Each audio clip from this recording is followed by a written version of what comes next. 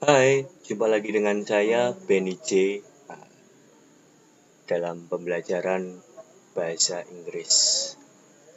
Oke, pertemuan kali ini kita akan mempelajari tentang jenis-jenis dari kalimat. Ya, jenis-jenis dari kalimat. Kalimat itu berdasarkan predikat,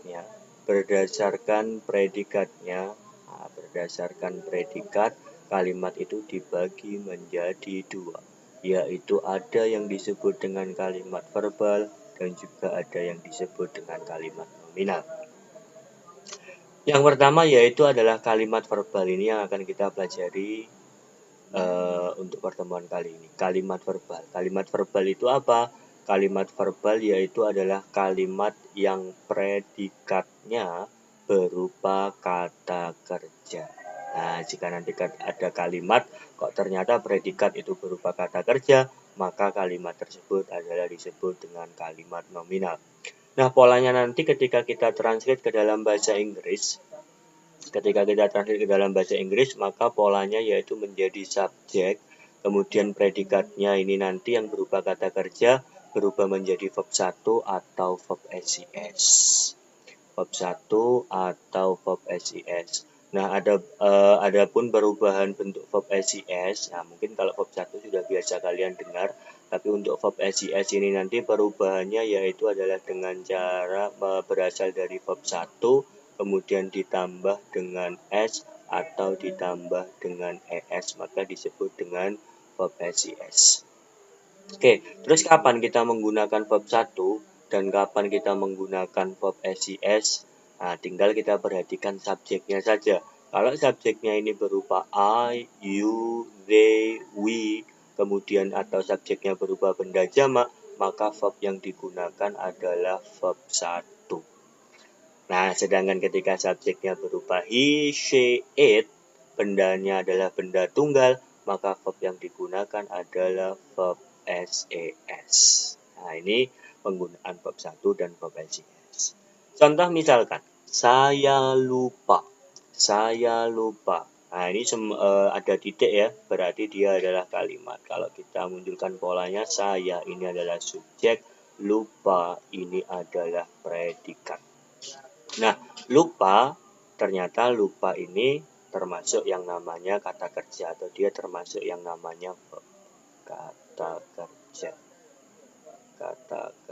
atau termasuk yang namanya verb. Karena karena predikatnya ini berupa kata kerja, maka dia disebut dengan kalimat verbal. Sehingga kalau kita translate, maka polanya jadinya subjek, verbnya bisa berubah, predikatnya bisa berubah menjadi verb 1 atau verb SIS, tinggal kita perhatikan subjeknya. Oke, I kalau kita translate adalah saya, ini kalau kita translate menjadi I, lupa ini adalah forget. I forget. Nah, verb 1 atau verb SIS, lihat subjeknya. Subjeknya I, kalau I ini ketemu dengan verb 1, maka tidak perlu kamu tambahkan S. Maka jadinya adalah I forget titik, saya lupa. Nah, ini biasanya yang sering keliru. Kadang seringkali kita mendengar orang ngomong I am forget, forget. Itu salah ya. Kenapa? Karena ini termasuk kalimat verbal. Maka tidak perlu menggunakan M, sehingga langsung saja I forget titik. Contoh lagi misalkan dia menangis, diakhiri tanda baca pengakhir, di sini ada titiknya. Oh, berarti dia adalah kalimat, dia adalah sentence. Kalau kita analisa dia ini sebagai subjeknya, menangis ini adalah predikat. Nah, ternyata predikatnya di sini dia menangis itu termasuk yang namanya kata kerja. Oke, sehingga kalau kita translate, karena dia termasuk predikatnya termasuk kata kerja, maka dia disebut dengan kalimat verbal. Sekarang translate-nya jadinya adalah dia kalau kita translate ke dalam bahasa Inggris, kalau dia laki-laki maka jadinya adalah he. Terus kemudian menangis itu adalah cry.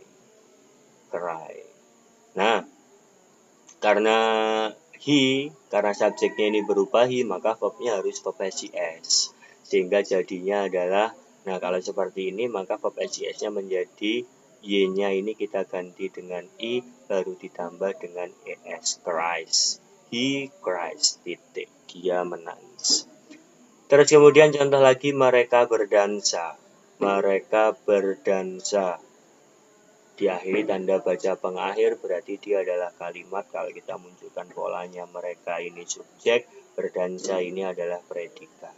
Verbal atau nominal, lihat predikatnya di sini. Berdansa ini termasuk kata kerja. Karena ini adalah kata kerja, berarti kalimatnya disebut dengan kalimat verbal. Nah, kalau kita translate, jadinya adalah mereka, ini bahasa Inggrisnya adalah they. Kalau subjeknya they, maka verbnya berupa verb 1. Berarti they dance. Bukan dances ya, tapi dance, titik. Nah, ini adalah yang disebut dengan kalimat verbal. Oke, sekian dulu dari saya. Untuk video selanjutnya, kita akan mempelajari tentang perubahan verb 1 ke verb LCS. Jadi kapan menambahkan S dan kapan menambahkan ES. Sampai bertemu lagi, dadah.